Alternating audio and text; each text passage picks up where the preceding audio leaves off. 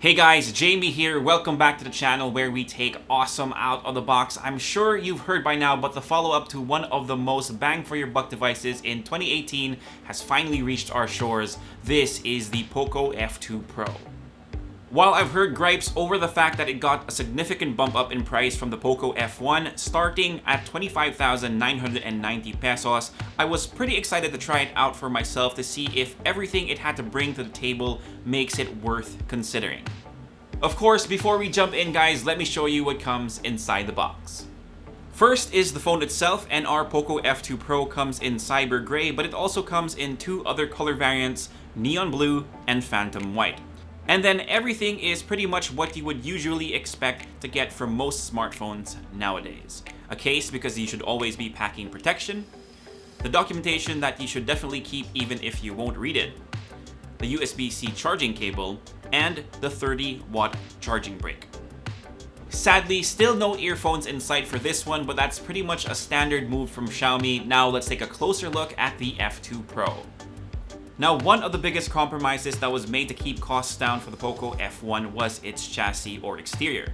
I think the word that a lot of people used for their reviews when it came to the build quality and design was utilitarian, meaning it was designed to be more practical than attractive. Well, that's definitely not the case for the POCO F2 Pro, whose material choice can now go head-to-head with flagship devices. It has a glass back and a metal frame, and I can't tell you how glad I am that companies have now moved away from the loud gradient designs to something a little more subdued and elegant. That's exactly what you're getting with this phone. Subtle elegance, especially in this colorway. Not only that, but this phone has all the right curves in all the right places to make it handle like a charm.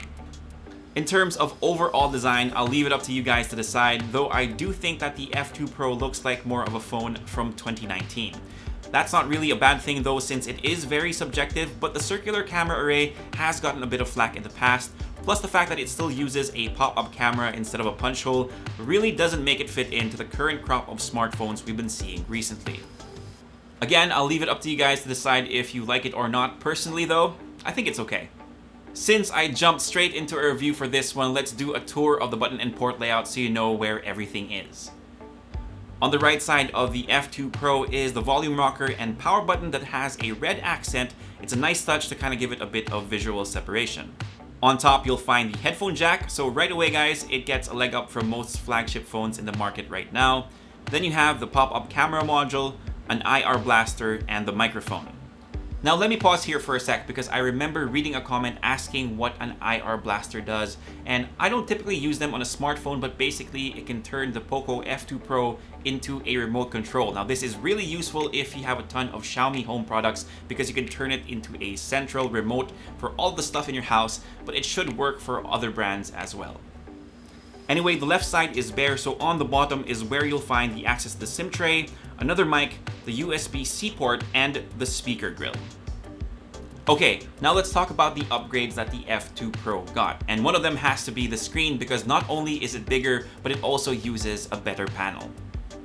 You're now getting a 6.68-inch Full HD Plus AMOLED display compared to the 6.18-inch IPS panel on the F1. And you know me guys, once I see that the phone has an AMOLED panel, it's automatically a thumbs up. You've got better contrast ratios, better color accuracy, support for HDR10+, and even has TUV Rhineland Full Care Display certification. Now what does that exactly mean? Well, I actually have to look it up, but it does sound very impressive. Anyway, you won't be hearing any complaints from me in this department. It makes for a really good time when watching videos or for mindlessly scrolling through my Instagram feed when I'm procrastinating. You're also getting that all-screen experience here since there's no notch because of that pop-up camera, and I do appreciate the fact that there are no distractions from a punch hole with slightly more screen real estate as well. The refresh rate for the F2 Pro is still capped at 60 Hz. Now, it doesn't really bother me all that much since having a higher refresh rate isn't that important for my use case. It's something that's good to have, but not really a need in my opinion. Of course, having an AMOLED panel gives you access to an in-display fingerprint scanner, but this one is a tad slow compared to the others that I've personally experienced. This feels like you have to really complete that on-screen animation before it unlocks. The margin of error is pretty low though, so at least there's that. Another upgrade to the F2 Pro is its entire processing package that now features more current hardware. At the helm of this device is a Qualcomm Snapdragon 865, making this the most affordable, or at least one of the most affordable phones to have this SoC. This is paired with up to 8GB of RAM and 256GB of storage. If you can spare the extra bit of cash, we do recommend getting the top variant, but for this review, we do have the 6128 version of this phone. There's not much to say here, guys. You're pretty much getting some of the best hardware available in the market, so this can definitely smash all the tasks you throw at it, whether it be for gaming, social media, or for productivity on the go. I'm pretty sure that some of you are very curious to see how this handles games, so here's some gameplay footage. I think I mentioned this in the past, but I'm not a huge mobile gamer, but I did try out Fortnite with this phone, and it does handle it pretty well. Given that the frame rates are basically stuck at 30 FPS, the experience was still incredibly smooth.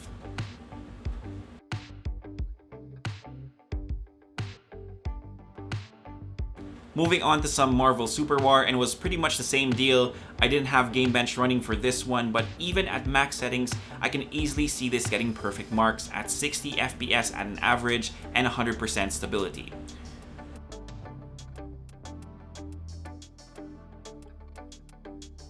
Okay, so this isn't a gaming review, but we might as well throw in some COD mobile here so you can see what the performance will be like. And again, guys, you are getting the best processor available right now, so expect this to run really well too.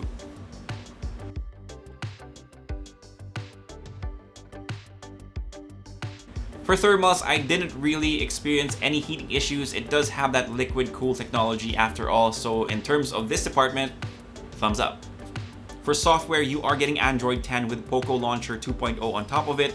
There's a bit of bloatware or pre-installed apps when you get it, but you can uninstall them. Overall, not too bad though.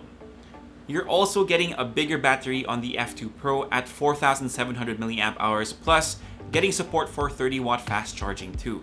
Our battery benchmark had it pegged at 15 hours and 31 minutes. That translates to at least a full day's worth of heavy use, or nearly 2 if you use phones like I do. Now, charging from 0 to 100 will be a little over an hour. Not too bad given the capacity of this phone and the charging speeds that you're getting. Okay, so let's talk about the cameras, because the POCO F1 actually ranked pretty well when it came to DxO mark, and if you happen to catch the video that MKBHD did, that playoff style video, the F1 actually did pretty well against some serious competition. And while I don't have the F1 to really do side-by-side photos for you guys, the hardware has greatly improved on this version, and I'm not just talking about megapixel counts here. Now you're getting a 64 megapixel main camera versus the 12 on the F1, but that's also backed by a Sony IMX686 sensor. Also, you're getting a 13 megapixel ultra-wide, a 5 megapixel telemacro, which is honestly the first time I've heard of it, and a 2 megapixel depth sensor. And of course, you have that pop-up selfie camera at 20 megapixels. Overall, guys, I'm happy with the photos I've gotten with the F2 Pro. The large main sensor gives you a ton of detail, and the colors are actually pretty well balanced too. You will see a bit of drop off with the wide angle camera, but nothing too bad. Again, no one is gonna notice when you post it on Facebook. You can also get some decent low light photos with the F2 Pro, but we did notice that it does get a little aggressive with noise suppression. Backlit shots are a little mediocre, but as a rule, you shouldn't be shooting against the light anyway, so yeah. The selfie cam does a pretty decent job too, though as is the case with most devices, things tend to fall apart as soon as you lose a bit of light. Now, since a lot of you are probably trying your hand at vlogging these days, let's see what the video capabilities of the F2 Pro has to offer. First things first, guys, you can shoot videos up to 8K, but what you're seeing is compressed down to 1080p. You will lose stabilization when shooting in this mode, so I really wouldn't recommend it if you're running and gunning. I would use this on a phone gimbal or something like that. Now, there is steady shooting mode that lives up to its name, and it's pretty impressive in terms of stabilization. It's almost gimbal-like. Now, it does crop into the usual 1080p output a little bit, but not by much.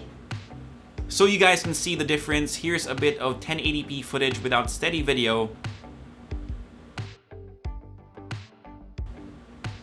And here they are side by side.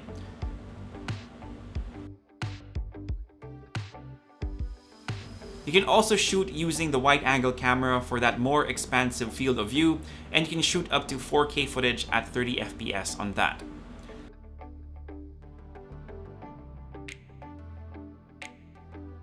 Now for the selfie camera, guys, you are limited to 1080p at 30 FPS, and I would suggest using a selfie stick to get a wider shot, but that's not too bad either.